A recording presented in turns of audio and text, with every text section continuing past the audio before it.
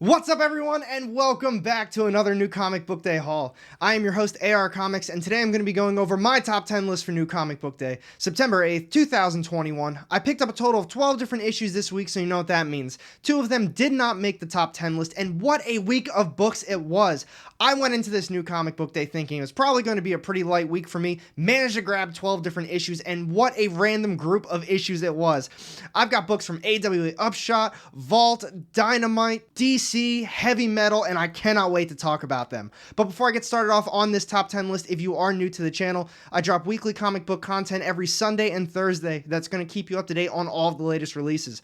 So if you don't want to miss out on that, make sure you hit the subscribe button down low and the little bell to get notified every time I drop new content. You won't regret it. And now, without further ado, let's get started on this top 10 list. So I hope you all are having a fantastic day so far. As I was saying before, I picked up a total of 12 different issues this week, so you know what that means. 2 of them did not make the top 10 list, and as far as either of these issues go, I honestly really did like them. This week was just so good for new comics. And as always, I'm going to try to keep this as spoiler-free as possible, but you guys already know, sometimes spoilers do happen. I get very excited talking about these books. So to get this started off, the first one that did not make the top 10 list, we've got Images, Ordinary Gods, issue number 3. This is cover A, and I've talked about this a lot before. I do really like this series. I did like this issue a lot too. I love the artwork, but there's just so much happening in this series, especially so far only 3 issues deep. I think it's better read in trade paperback or hardcover format. So for those reasons, I'm not going to be reading this one anymore. I'm just going to wait for the hardcover or trade paperback to come out. But honestly, it has been very good so far. There's just a lot of stuff happening.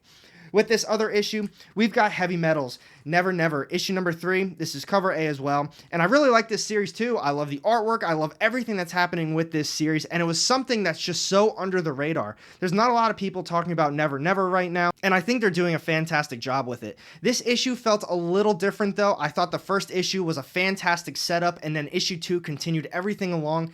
And now with this issue 3, it felt a little different compared to the first 2, but still very good. We've got the main character. She's still trying to escape from this Never Never area, and a lot of stuff happens from there. So for those reasons, it did not make the top 10 list. I did really enjoy both of these issues though, but this week was just so good. Now let's talk about the real top 10 list. Alright, so to kick this list off today, we've got coming in at number 10, this is Dark Horses, The Unbelievable Unteens, issue number 3. This is cover A, and Jeff Lemire has done a great job with this series so far. I'm loving everything that he's doing with it, and with this issue, pretty much continues on with the first one. Our main character, she basically came to the realization that she is part of this unbelievable unteens group, and now her and the other ones are basically set off to try to find the other team to bring everyone back together because they feel like something out there is just wrong. They need to bring everybody back. They need to get their memories back so they can figure out how to solve this problem or take down whoever the villain is. A little bit of other things happen from here and there, but we did get to see a lot of backstory in this one, and I really like that about that. Jeff Lemire is doing a phenomenal job setting this one up, in my opinion. I felt like the first issue was very good, setting up the main character and then basically dropping on us that, wow, she's actually part of her own comic book. That's just not her coming up with it. It was a real memory. And then with this one, it's now, all right, now that I got my memories back, let's go out and find everybody else. So for those reasons, definitely check this one out. I'm loving this series so far. We've got The Unbelievable Unteens, issue number 2, coming in at number 10. Next up on my list this week, we've got coming in at number 9, this is Dynamite Kiss, Phantom Obsession, issue number 2. This is cover A, and while I love this series so far, I love the artwork, I truly do think that it's just meant for Kiss fans. And with me talking about it, I had to rock the Kiss shirt today. So with this issue, as I was saying before, if you're not a huge Kiss fan, you're probably not going to appreciate it or really like this as much as, you know, not even a diehard fan, just a Kiss fan. Because the first issue, they were on tour a little bit, they were singing Detroit Rock City. I thought that was awesome. And then this issue kind of brought us into the real story about what's actually going to be happening. We've got the main villain, and with Kiss, he's basically trying to prove that they are gods, or they just have a subatomic level that has these different things going on in them, and they're not using their full potential. So he's trying to extract these molecules from them, and there's a lot of other stuff that happens from there. But as I was saying, as a big Kiss fan, I love it so far. I can appreciate it, especially when they bring in the music that they're singing. I just thought it was awesome. So for those reasons, we've got Kiss, Phantom Obsession, issue number 2, coming in at number 9. And next up this week, we've got coming in at number 8, this is Images, the Me You Love in the Dark, issue number 2. This is cover A, and while I'll admit there's not a lot of stuff happening in this story so far, I feel like the storytelling that Scotty Young is doing has been fantastic. I'm so interested in the house, who this ghost is, the attachment that this ghost has to the house, and I believe the main character's name is Ro, and I want to know a lot more about her too, and the way this issue has kind of been presented to us, she is very interested in this ghost as well, and they seem to have a little bit of attachment too. This whole issue is basically just her and this ghost going back and forth talking to each other. Basically, this ghost is trying to find out more about her, she's trying to find more about the ghost, and a lot of stuff happens from there. And like I was saying, there hasn't been a lot of stuff happening in this series so far, but everything that has, I feel like Scotty Young is doing a fantastic job. Definitely check this series out if you haven't already done it. I believe there is an extra print for issue number 1, so there's no reason you shouldn't be. So for those reasons, we've got the Me You Love in the Dark, issue number 2, coming in at number 8. Now we've got coming in at number 7 this week, this is Boom Studios. Eve, issue number 5. This is cover A, and for those of you reading this, this is also the series finale. I was really looking forward to this. I was so hyped up for it, and while I did put it at 7, I didn't hate it. It's just, to me, this series should not have ended right now at issue 5. They did a phenomenal job building everything up. We've got the entire world, and I was so interested as to what happened to it. And then we got the virus. We've got the mutants that came from the virus. And then all of a sudden by issue 3, 4, it's just Eve. All right, you need to save the world, and here's kind of how you can do it. And all of that happened in this issue. So I'm putting this at 7 basically because I'm a little biased and I really didn't want to see this end, and I feel like it was rushed to end. But as a 5th issue, I thought this was a great ending to the series. I think they did a great job with it. I really liked how they wrapped everything up, and it just felt very wholesome. But it just shouldn't have been a 5th issue ending. Maybe if they took it to, for example, 10, maybe 12 issues, they could have built up some things a little bit more, and it just would have been a phenomenal issue to probably an incredible series. But it still was very good as an overall series. I just felt as an issue 5, they should have kept going past 5 issues, but they did a great job wrapping everything up. So for those reasons, definitely check this series out if you can. I'm sure a trade paperback's going to be coming out at some point, but it truly was a great read in my opinion. I just wish they would have kept on going with it. So for those reasons, we've got Eve, issue number 5, coming in at number 7. Next up this week, we've got coming in at number 6, this is Vaults, the last book you'll ever read, issue number 2. This is cover A, and Cullen Bunn has another massive hit on his hands with this series. I love that first issue so much, it completely pulled me in, and now the second issue did a great job continuing on with that first one. So if you haven't read the first one, the main plot of this is you have this main character, Olivia Cade, and she is a writer. She wrote this book called Seder, and it's kind of making people go crazy. We don't really know what's all about this book yet, but she is on a book tour reading little snippets here and there, so we have kind of an idea. To sum it up, it's basically that people have never evolved or they're devolving. They've never left their kind of beast form, and that society is collapsing. And every time at one of these book readings, somebody goes crazy and you kind of see that they're kind of a beast, and they're always attacking her, saying, I think it's the wildling or the wilding is coming after you. And I want to know so much more about what's really going on. Society is actually kind of collapsing because of this book, because there's protests everywhere. They're trying to get rid of her. They're trying to get rid of this book. And like I said, Cullen Bunn is setting this one up phenomenally, and I cannot wait to see where he goes with the rest of the story. I want to know more about this book. I want to know if maybe our main character kind of has something to do with it as well. Maybe she's putting some subliminal messages in it. I don't really know. You got to read it for yourself. I'm absolutely loving this one so far. But we've got the last book you'll ever read, issue number 2, coming in at number 6. And here we go. We're down to top 5 issues of the week. We've got coming in at number 5 this week. This is Dynamite's brand new series, The Army of Darkness, 1979. Issue number 1. This is cover A, and what an awesome read this was. The Army of Darkness fan inside of me absolutely love this series. I love the artwork. I love the story. And as I was talking about earlier with the Kiss Phantom Obsession issue, if you're not a huge Kiss fan, you probably won't enjoy the Kiss issue. I kind of feel the same way about this one because there's a lot of little things that, as an Army of Darkness fan, that's what you're going to appreciate. That's what you're going to pick up on immediately. But if you're not a big fan, you haven't really seen the movies, you still will probably, in my opinion, be able to enjoy this issue. You just won't get the full understanding. Like, the issue starts off with the Necronomicon, and if you're a fan of the series, you know what that is.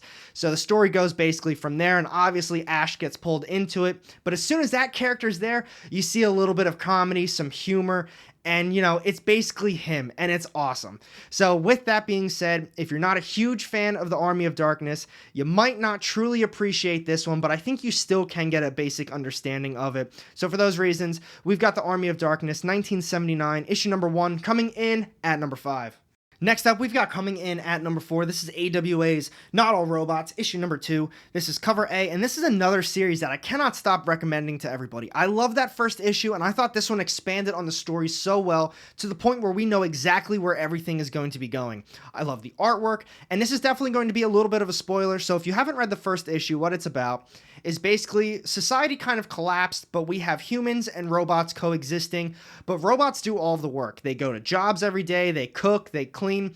They've basically made humans kind of worthless. They don't have any value anymore. They're not doing anything. They're just kind of existing.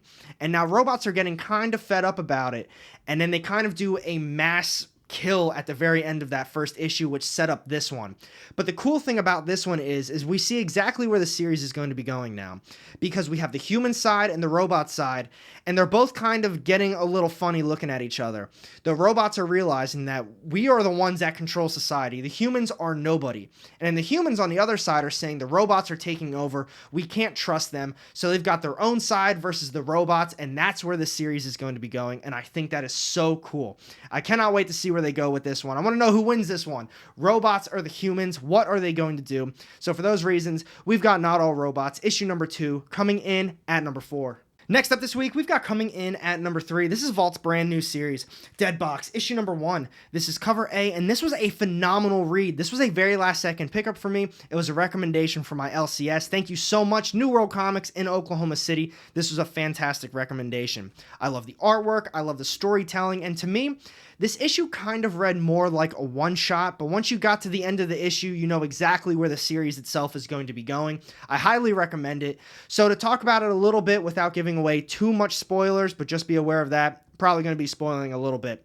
We've got our main character. She lives in this middle of nowhere town. I think she makes a comment that they don't have any Wi-Fi or good Wi-Fi. They don't even have a movie theater. So this kind of red box is where everybody gets their movies and entertainment from. So with this one, the whole issue is basically she decides to rent a movie, and the issue is basically the movie. I don't want to spoil what happens in it, but man, once you hit that ending and you got an understanding of what's actually happening and where the series is going to be going, I highly recommend this one. This is a great read. Vault, you've got a good one on your hands with this one. We've got Dead Box, issue number 1, coming in at number 3.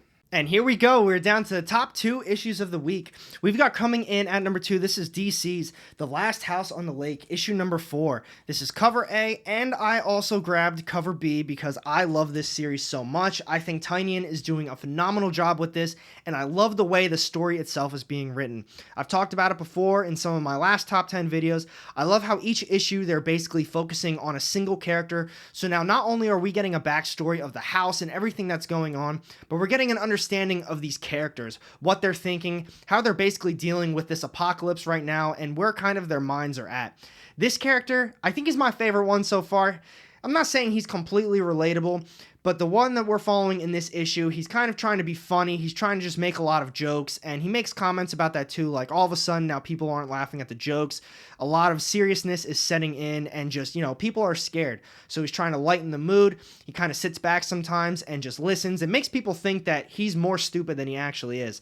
And that's why he's there, because Walter saw that in him, and a lot of other stuff happens from there. And in this issue, this is going to be a huge spoiler. I'm not really going to be getting into it, but something big does happen in this issue. So if you don't want to know what happens, just move on to the top pick of the week. But what they did with that was absolutely crazy. So now these guys are kind of stuck here. They don't know what to do. They're getting all this stuff that basically they're asking for free, basically an Amazon wish list, but then they actually can't. This is the spoiler part. They can't kill themselves either. So where are they going with this? I heard they're taking a break around book number 6. Not 100% on that, but man, Tynion is frying it on this one. I love this series. I love the artwork, and man, this has potential to be one of my top reads of the year so far. But for those reasons, we've got The Nice House on the Lake, issue number 4, coming in at number 2. And this is it, my top read of the week. We've got coming in at number 1 this week. This is Dark Horse's brand new series, Maze Book, issue number 1. This is cover A and written by Jeff Lemire, and I absolutely love this issue. So admittedly, This list this week was very hard to put together. The Nice House on the Lake, book number 4, easily could have been number 1. There's a few other books that probably could have been interchangeable as well. But what stood out in this issue to me is, besides it's brand new, written by Jeff Lemire, I feel like it was very relatable. There's a lot of people who can relate to this book. Without getting into it too much, is we've got our main character and he's just going about his day-to-day. He's stuck in a routine. He's sad. He doesn't really know what to do with his life anymore, because the other part of the story is that something happened to his daughter. Either she's missing or she died. We get a little bit of info about that towards the very end. But with him just going about his day-to-day, he says, I forget faces now. Everything is just kind of a blur. I know someone out there can relate to that too. You go to work every single day. You come home, you make dinner, you go to the gym. Every single day is the same thing. You see all of these faces. They all just kind of blur together. And to me, that really struck. But then the other thing is, I kind of see where this series is going to be going. I'm not going to spoil this, but basically the ending of the issue itself. Let's talk about that one a little bit more down low. But to me, after I read how it actually ended, kind of reminds me of Gideon Falls a little bit, another one written by Jeff Lemire, and I love that series so much. If you haven't had a chance to read that, definitely do yourself a favor and hop on that one. It is done right now, and I know there is a hardcover coming out very soon. I think it's either October or November, so just be on the lookout for that. But this is, to me, going to be a less dark version of Gideon Falls, because that was a very dark, serious book. And I think this one has potential to be that, but it's just not going to be nearly on the same level. Like I was saying before, let's talk about this one a little bit more down low, because I absolutely loved it. And I really don't want to spoil it a lot more than I already did for you guys. So for those reasons, we've got May's book, issue number 1, coming in at number 1. So what do you guys think about this week's New Comic Book Day? What I thought to be a very light week for new books turned out to be such an incredible week for indie lovers. I loved all of those books so much, and admittedly, some of the books could have been swapped here and there. It was a tough list to put together, but May's book, issue number 1, hands down, top read of the week. And as you can tell, it's still sitting here.